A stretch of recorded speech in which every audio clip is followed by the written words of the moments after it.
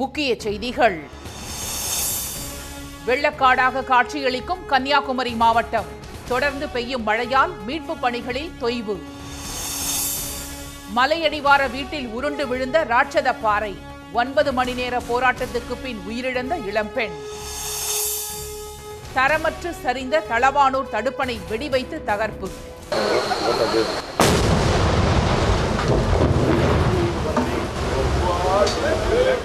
தமிழக அரசு புதிதாக கட்டித்தர விவசாயிகள் கோரிக்கை. தென் மாநிலங்கள் இல்லாமல் இந்தியாவின் வளர்ச்சி இல்லை. 5 மாநிலங்களின் மண்டல கவுன்சில் கூட்டத்தில் அமித்ஷா புகழாரம்.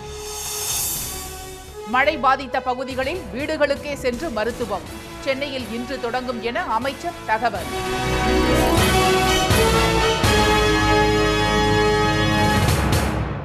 வணக்கம். வணக்கம். கனமழையால் கடுமையாக பாதிக்கப்பட்டுள்ள கன்னியாகுமரி மாவட்டத்தில் மழை பெய்து வருவதால் மீட்பு பணிகளில் தொய்வு ஏற்பட்டுள்ளது. வடகிழக்கு பருவமழை தீவிரமடைந்ததை அடுத்து கன்னியாகுமரி மாவட்டத்தில் கடந்த சில நாட்களாக கனமழை பெய்து வருகிறது. வரலாறு காணாத வகையில் கொட்டிய மழையால் மாவட்டத்தில் உள்ள முக்கிய அணைகளான பேச்சிப்பாறை, பெருஞ்சாணி, சிற்றாறு உள்ளிட்ட அணைகள் நிரம்பி உபரி நீர் வெளியேற்றப்பட்டு வருகிறது. இதனால் மாவட்டத்தின் பல பகுதிகள் வெள்ளக்காடாக காட்சியளிக்கின்றன. ஆர்ப்பரித்து செல்லும் மழை நீரால் சாலைகள் மறைந்து ஏராளமான கிராமங்கள் துண்டிக்கப்பட்டுள்ளன.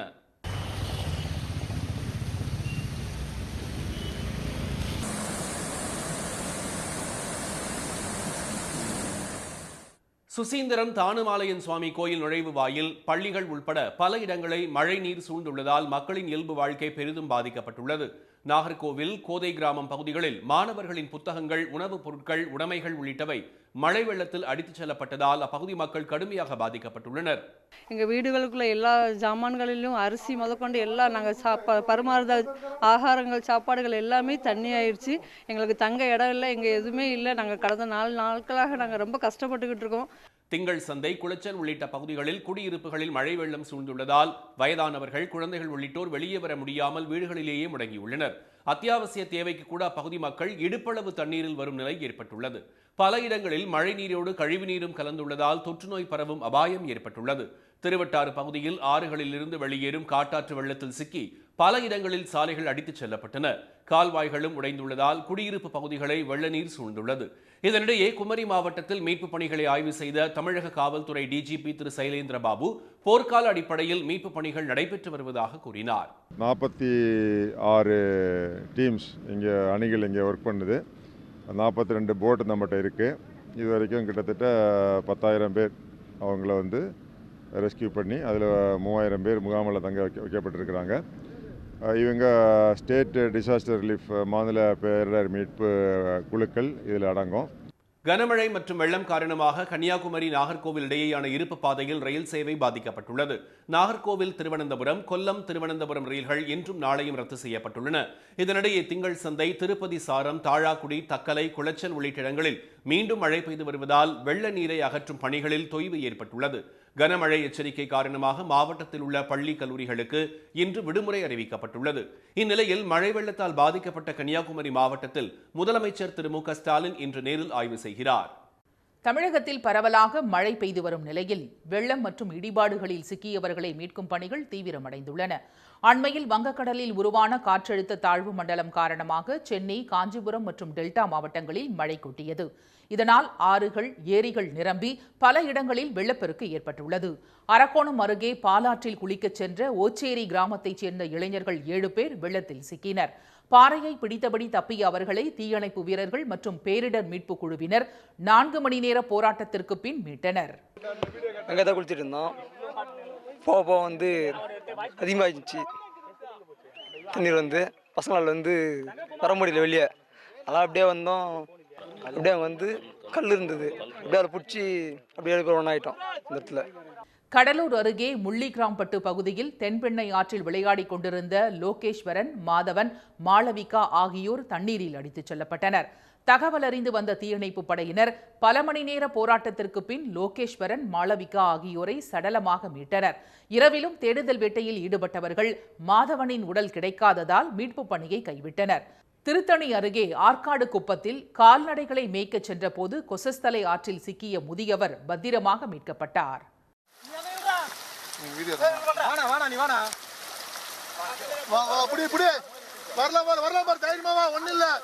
வேலூரில் காகித பட்டறை மலையிலிருந்து 50 அடி உயர ராட்சத பாறை ஒன்று அடிவாரத்தில் உள்ள வீட்டின் மேல் விழுந்தது. தீயணைப்பு மற்றும் காவல்துறையினரின் முயற்சியால் மீட்கப்பட்ட ரமணி என்பவர் மருத்துவமனையில் சேர்க்கப்பட்ட நிலையில் உயிரிழந்தார். கட்டட இடிபாடுகளில் சிக்கிய அவரது மகள் நிஷாவை மீட்கும் பணியில் தேசிய பேரிடர் மீட்புக் குழுவினர் ஈடுபட்டனர். 9 மணி நேர போராட்டத்துக்கு பின் நிஷா சடலமாக மீட்கப்பட்டார். அந்தியூர் அருகே பர்கூர் மலைப்பாதையில் விழுந்த ராட்சத பாறைகள் வெடி வைத்து தகர்க்கப்பட்டதுடன் இயந்திரங்கள் மூலம் அகற்றப்பட்டன.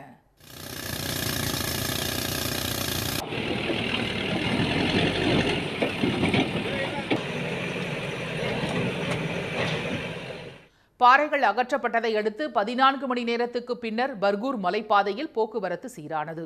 அந்தியூர் சுற்றுவட்டார பகுதிகளில் தொடர் மழை பெய்து வருவதால் வரட்டுப்பள்ளம் அணை, எண்ணமங்கலம் ஏரி, கெட்டி சமுத்திரம் ஏரி ஆகிய இடங்களில் மாவட்ட பேரிடர் மேலாண்மை குழு கண்காணிப்பாளர் திரு பிரபாகரன் பார்வையிட்டார். இந்நிலையில் திருவள்ளூர், காட்டுமன்னார்கோவில், ஆரணி, வேலூர் உள்பட பல இடங்களில் நேற்றிரவு மழை பெய்தது. கனமழை காரணமாக சென்னை, செங்கல்பட்டு, திருவள்ளூர் மாவட்டங்களில் நிவாரண மையங்களாக செயல்படும் பள்ளிகளுக்கு மட்டும் விடுமுறை அறிவிக்கப்பட்டுள்ளது. விழுப்புரம் அருகே தென்பெண்ணை ஆற்றில் விவசாய நிலங்களை தண்ணீர் அரிக்க காரணமாக இருந்த உடைந்த தடுப்பணை வெடி மருந்து வைத்து தகர்க்கப்பட்டது. தளவானூர் அருகே தென்பெண்ணை ஆற்றில் அதிமுக ஆட்சியில் 25 கோடி ரூபாய் செலவில் தடுப்பணை ஒன்று கட்டப்பட்டது. ஆனால் கட்டி முடிக்கப்பட்ட 3 மாதங்களில் திரிமங்கலத்தை ஒட்டிய அணையின் பகுதி உடைந்து விழுந்தது.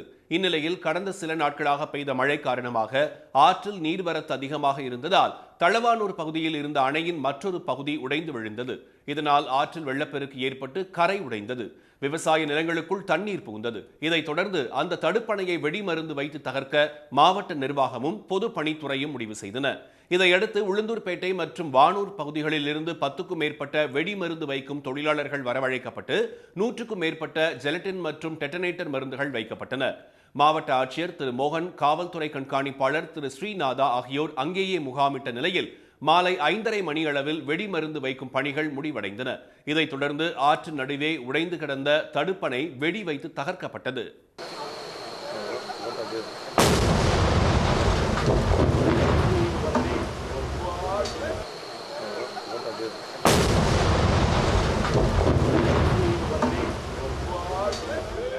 தடுப்பணையை வெடி வைத்து தகர்க்கும் போது பாதுகாப்பு பலப்படுத்தப்பட்டிருந்தது. முன்னெச்சரிக்கை நடவடிக்கையாக தீயணைப்பு வாகனங்கள், 108 ஆம்புலன்ஸ்கள் ஆற்றங்கரையோரம் நிறுத்தப்பட்டிருந்தன.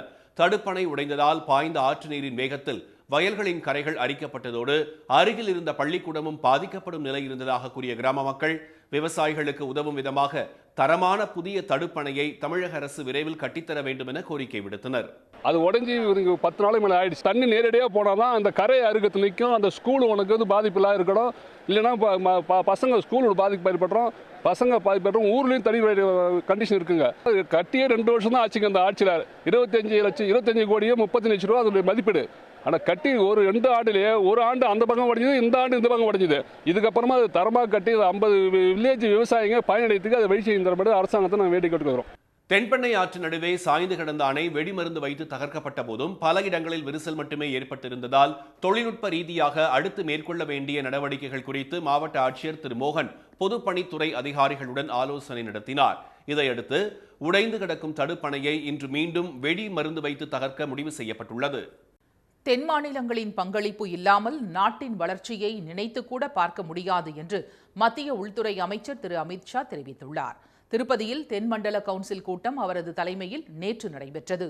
கூட்டத்தில் ஆந்திரா, தமிழ்நாடு, கர்நாடகா, கேரளா, தெலுங்கானா மாநில முதலமைச்சர்களும் அவர்களின் பிரதிநிதிகளும் பங்கேற்றனர். புதுச்சேரி, அந்தமான் நிக்கோபார் தீவுகள், லட்சத்தீவு ஆகியவற்றின் ஆளுநர்களும் முதலமைச்சர்களும் கலந்து கொண்டனர். கூட்டத்தில் பேசிய திரு அமித்ஷா, இந்திய பாரம்பரியத்தின் தொன்மைக்கு எடுத்துக்காட்டாக தென் மாநில கலாச்சாரமும் மொழிகளும் திகழ்கின்றன என்றார். தென் மாநிலங்களின் பங்களிப்பு இல்லாமல் இந்தியாவின் வளர்ச்சியை கற்பனை செய்து கூட பார்க்க முடியாது என்று கூறிய அவர், மத்திய அரசு அனைத்து மொழிகளுக்கும் முக்கியத்துவம் அளிப்பதாக தெரிவித்தார். தமிழகத்தில் மழை வெள்ளம் தொடர்பான பணிகளை மேற்கொள்வதால் கூட்டத்தில் முதலமைச்சர் திரு ஸ்டாலின் கலந்து கொள்ளவில்லை.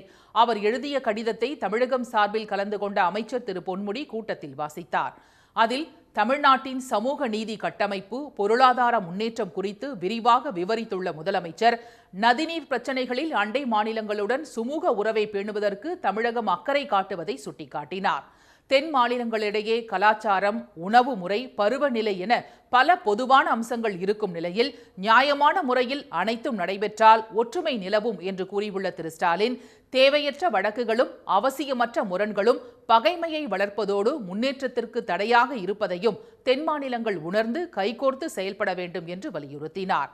கூட்டத்தில் பாலாற்றின் குறுக்கே குப்பம் பகுதியில் அணை கட்ட ஆந்திர முதலமைச்சர் அனுமதி கோரியதாக பின்னர் செய்தியாளர்களிடம் தெரிவித்த அமைச்சர் திரு பொன்முடி, தமிழக உரிமையை விட்டுக் கொடுக்காமல் இப்பிரச்சனையில் உரிய நடவடிக்கை எடுக்கப்படும் என்றார்.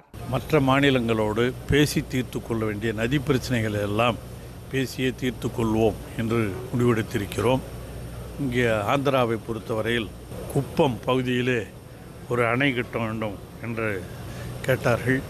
குப்பம் பகுதியிலே அந்த பாலாற்றினுடைய நீர் வட மாவட்டங்களிலே குடிநீருக்காக பயன்படுகிறது. ஆகவே அதை கட்டுவதை விடுவிட வேண்டும் என்ற கோரிக்கையையும் முதலமைச்சர் சார்பாக வைத்தோம். உலகின் மூத்த மொழியாம் தமிழை இந்தியாவின் ஆட்சி மொழிகளில் ஒன்றாக கொண்டு வர வேண்டும் என்றும், திருக்குறளை தேசிய நூலாக அறிவிக்க வேண்டும் என்றும் தமிழக முதலமைச்சர் கோரிக்கை விடுத்ததாக திரு பொன்முடி கூறினார். தென் மாநில கவுன்சில் கூட்டத்தில் பங்கேற்ற புதுச்சேரி முதலமைச்சர் திரு ரங்கசாமி, தங்கள் நீண்ட நாள் கோரிக்கையான மாநில அந்தஸ்தை புதுச்சேரிக்கு வழங்க வேண்டும் என்று கேட்டுக்கொண்டார். சென்னையில் மழை வெள்ளம் பாதித்த பகுதிகளில் இன்று முதல் வீடுகளுக்கே சென்று மருத்துவ உதவிகளை செய்ய நடவடிக்கை எடுக்கப்பட்டுள்ளதாக மக்கள் நல்வாழ்வுத்துறை அமைச்சர் திரு மா சுப்பிரமணியன் தெரிவித்துள்ளார். கொரோனா பரவலை தடுக்கும் வகையில் தமிழக அரசு சார்பில் மெகா தடுப்பூசி முகாம்கள் நடத்தப்பட்டு வருகின்றன. செப்டம்பர் மாதம் 12ஆம் தேதி முதல் வாரந்தோறும் ஞாயிற்றுக்கிழமைகளில் அக்டோபர் மாதம் 10ஆம் தேதி வரை 5 சிறப்பு முகாம்களும், கடந்த மாதம் 23 மற்றும் 30ஆம் தேதிகளில் 2 முகாம்களும் நடத்தப்பட்டன. இதுவரை நடத்தப்பட்ட 7 முகாம்களில் 1.5 கோடிக்கும் மேற்பட்டோருக்கு தடுப்பூசி செலுத்தப்பட்ட நிலையில் 8வது மெகா தடுப்பூசி முகாம் மாநிலம் முழுவதும் நேற்று நடைபெற்றது. பூவிருந்தவல்லியை அடுத்த காட்டுப்பாக்கம் பகுதியில் தடுப்பூசி மையங்களை அமைச்சர்கள் திரு மா சுப்பிரமணியன், திரு நாசர் ஆகியோர் இருசக்கர வாகனங்களில் சென்று ஆய்வு செய்தனர். பின்னர் சென்னையில் டிஎம்எஸ் வளாகத்தில் செய்தியாளர்களிடம் பேசிய திரு மா சுப்பிரமணியன், இம்மாத இறுதிக்குள் அனைவருக்கும் முதல் தவணை கொரோனா தடுப்பூசி செலுத்தி முடிக்க இலக்கு நிர்ணயிக்கப்பட்டுள்ளதாக கூறினார். ஆங்காங்கே உள்ளாட்சி அமைப்புகளைச் சேர்ந்தவர்கள் நம்மோடு இணைந்திருக்கிறார்கள். பல்வேறு தன்னார்வலர்கள், தன்னார்வ தொண்டு நிறுவனங்கள் விருப்பத்தோடு இணைந்திருக்கிறார்கள். இவர்களை ஒருங்கிணைத்து மிக விரைவில் இந்த நவம்பர் இறுதிக்குள் முதல் தடுப்பூசி 73% என்கின்ற இந்த நிலையிலிருந்து 100க்கு நாம் உழைத்திட வேண்டும். தடுப்பூசி போடும்போது அதற்கான அவசியத்தை மட்டுமே சொல்ல வேண்டும் என செவிலியர்களை அறிவுறுத்தியுள்ள அவர், தடுப்பூசியால் எந்த பாதிப்பும் இல்லை என்றும் அனைவரும் தயக்கமின்றி போட்டுக்கொள்ள வேண்டும் என்றும் வலியுறுத்தினார். மழை வெள்ளம் பாதித்த பகுதிகள் அனைத்திலும் வீடுகளுக்கே சென்று மருத்துவம் பார்க்கும் திட்டம் சென்னையில் இன்று தொடங்குவதாகவும் திரு மா சுப்பிரமணியன் தெரிவித்தார். சபரிமலை ஐயப்பன் கோயிலில் மண்டல பூஜை நாளை தொடங்குவதை அடுத்து இன்று மாலை நடை திறக்கப்படுகிறது. முதல் நாளில் புதிய மேல்சாந்திகள் பொறுப்பேற்கும் நிகழ்ச்சி நடைபெறுகிறது. இதைத் தொடர்ந்து மண்டல பூஜைகள் நாளை தொடங்குகின்றன. மண்டல பூஜைக்காக தமிழ்நாடு, கேரளா, ஆந்திரா, கர்நாடகா மட்டுமன்றி வெளிநாடுகளிலிருந்தும் பக்தர்கள் லட்சக்கணக்கில் சபரிமலைக்கு வருவது வழக்கம். கொரோனா பரவல் காரணமாக கடந்த ஆண்டு குறைந்த அளவு பக்தர்களே கோயிலுக்குள் அனுமதிக்கப்பட்டனர். கடுமையான கட்டுப்பாடுகளும் விதிக்கப்பட்டன. இந்த ஆண்டு தொற்று பரவல் குறைந்துள்ளதை அடுத்து பக்தர்கள் மண்டல பூஜையில் பங்கேற்க அனுமதி அளிக்கப்பட்டுள்ளது. இதையடுத்து நாள் ஒன்றுக்கு 25,000 பக்தர்கள் நாளை முதல் தரிசனத்திற்கு அனுமதிக்கப்படுவர் என்று திருவிதாங்கூர் தேவசம் போர்டு அறிவித்துள்ளது. ஆன்லைனில் முன்பதிவு செய்துள்ள பக்தர்கள் மட்டுமே கோயிலுக்குள் அனுமதிக்கப்படுவர். இதுவரை கோயிலுக்கு செல்ல முன்பதிவு செய்தவர்களின் எண்ணிக்கை 12 லட்சத்தை தாண்டியுள்ளது. அத்துடன் கொரோனா தடுப்பூசி 2 தவணை செலுத்தியுள்ள மற்றும் RT-PCR நெகட்டிவ் சான்றிதழ் உள்ள பக்தர்கள் மட்டுமே தரிசனத்திற்கு அனுமதிக்கப்படுவர் என அறிவிக்கப்பட்டுள்ளது. பக்தர்கள் தங்களது வாகனங்களை நிலக்கல் பகுதியில் நிறுத்த வசதி செய்யப்பட்டுள்ளது. அங்கிருந்து கேரள மாநில பேருந்துகள் மூலம் மட்டுமே பம்பைக்கு செல்ல முடியும். நாளை தொடங்கும் மண்டல பூஜைகள் வரும் 21ஆம் தேதி வரை நடைபெறுகிறது. தீபாவளி விடுமுறையொட்டி சொந்த ஊர்களுக்கு சென்றவர்கள் சென்னைக்கு படையெடுத்ததால் சுங்கச்சாவடிகளில் கடும் போக்குவரத்து நெரிசல் ஏற்பட்டது. தீபாவளி பண்டிகையை கொண்டாடுவதற்காக கடந்த 3 மற்றும் 4 தேதிகளில் சென்னையில் இருந்து லட்சத்துக்கும் அதிகமானோர் திருச்சி, தஞ்சை, மதுரை, நெல்லை, கன்னியாகுமரி, கோவை உள்ளிட்ட மாவட்டங்களுக்கு புறப்பட்டு சென்றனர்.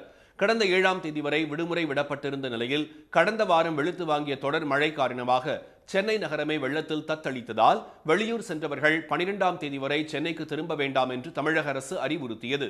தற்போது சென்னையில் மழை ஓய்ந்து இயல்பு நிலை திரும்ப தொடங்கியுள்ளதாலும் பள்ளிகள் இன்று முதல் திறக்கப்படுவதாலும் வெளியூர் சென்றவர்கள் சென்னைக்கு படையெடுத்தனர். தென் மாவட்டங்களில் இருந்து கார், வேன், தனியார் மற்றும் அரசு பேருந்துகள் மூலம் செங்கல்பட்டு பரனூர் சுங்கச்சாவடி வழியாக சென்னை திரும்பினர். இதனால் சுங்கச்சாவடியில் 1 கிலோமீட்டர் தொலைவிற்கு கடும் போக்குவரத்து நெரிசல் ஏற்பட்டு பயணிகள் அவதிக்குள்ளாகினர்.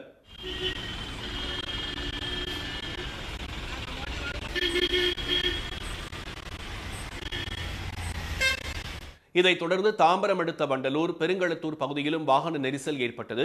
2 கிலோமீட்டர் தூரத்துக்கு அணிவகுத்து நின்ற வாகனங்கள் மெதுவாக ஊர்ந்து சென்றன.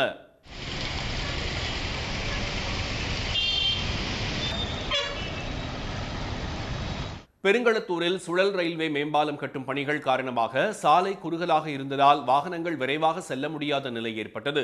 மேலும் சாலையோரங்களில் தேங்கிய மண் காரணமாக புழுதி பறந்து வாகன ஓட்டிகள் சிரமத்துக்கு ஆளாகினர். காரைக்குடி அருகே டீசலுக்கு பதிலாக பெட்ரோலை நிரப்பிய காரில் திடீரென தீ பற்றியதற்கு எரிபொருள் வெப்ப மாறுபாடே காரணம் என நிபுணர்கள் தெரிவித்துள்ளனர்.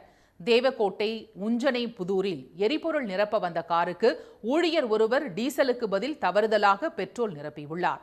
இதனால் அதிர்ச்சியடைந்த காரின் உரிமையாளர் திரு பாண்டியனும் ஊழியர்களும் காரில் இருந்த பெட்ரோலை சிறு பைப் மூலம் வெளியேற்ற முயன்றனர்.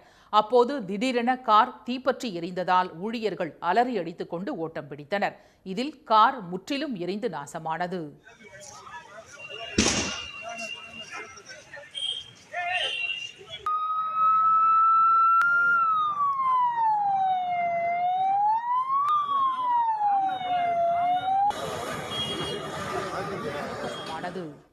எரிபொருளை மாற்றி நிரப்பினால் தீப்பிடிக்குமா என்ற கேள்வி எழுந்த நிலையில் பெட்ரோல் நிலையங்களில் எரிபொருள் நிரப்பும் போது வாகனத்தின் எந்திரம் சூடாக இருப்பதும் அந்த இடத்தில் செல்போன் பேசுவதும் தீப்பிடிக்க காரணமாக சொல்லப்படுகிறது. மேலும் டீசல் நிரப்பும் வாகனத்தில் பெட்ரோல் நிரப்பினால் எரிபொருளின் வெப்பம் அதிகரித்து தீப்பிடிக்கும் என்றும் வாகன பரிசோதனை மைய உரிமையாளர்கள் தெரிவித்தனர். டீசல் பெட்ரோல் போட்டிங்கன்னா எக்ஸ்ட்ரா ஃபயரிங் ஜாஸ்தியாகும். பெட்ரோல் வண்டியில் டீசல் போடலாம், ஃபயரிங் ஆகாது, உங்களுக்கு வண்டி ஸ்டார்ட் ஆகாது. அதனால் நாங்கள் என்ன பண்ணுவோன்னா கட்டிட்டு வண்டியை எடுத்துன்னு வந்துட்டு டேங்க்லாம் ரிமூவ் பண்ணிவிட்டு நாசல்லாம் ரிமூவ் பண்ணி அந்த லைனில் இருக்கிற பெட்ரோல்லாம் எடுத்துகிட்டு திரும்ப ஃப்ரெஷ்ஷாக தான் டீசல் போடணும். கவனக்குறைவாக காரில் பெட்ரோலை மாற்றி நிரப்பிவிட்டால் பதட்டம் அடைவதை தவிர்த்து காரை இயக்காமல் சிறிது தூரம் தள்ளிச் சென்று நிறுத்த வேண்டும் என்பது வாகன பரிசோதனை மையத்தினரின் ஆலோசனையாகும்.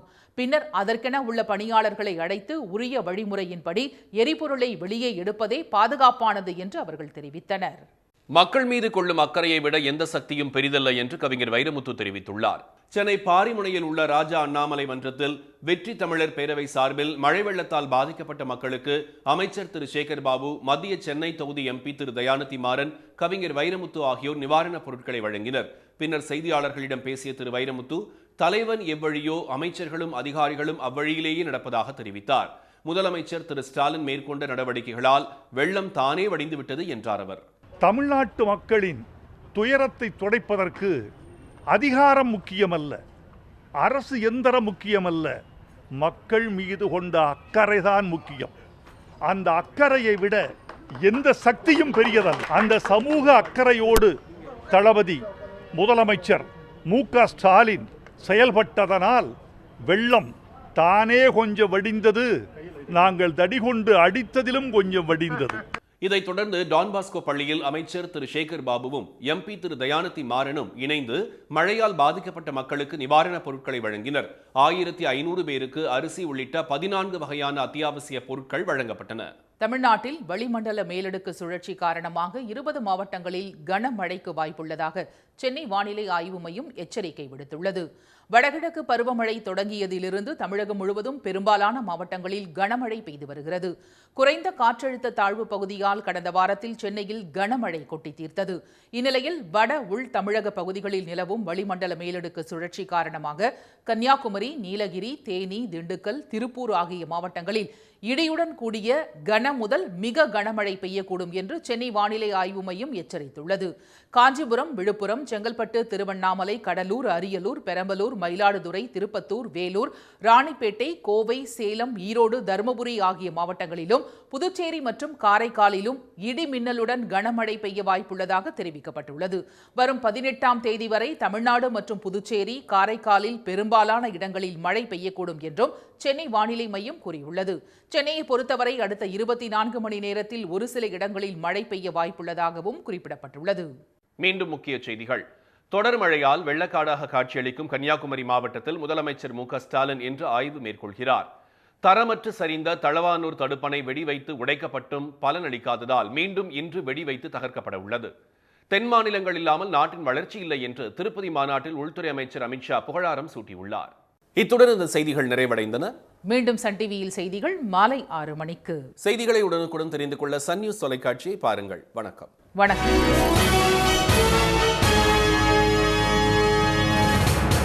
உடனுக்குடன் செய்திகளை தெரிந்து கொள்ள சன் நியூஸ் பெல் ஐகானை கிளிக் பண்ணுங்க.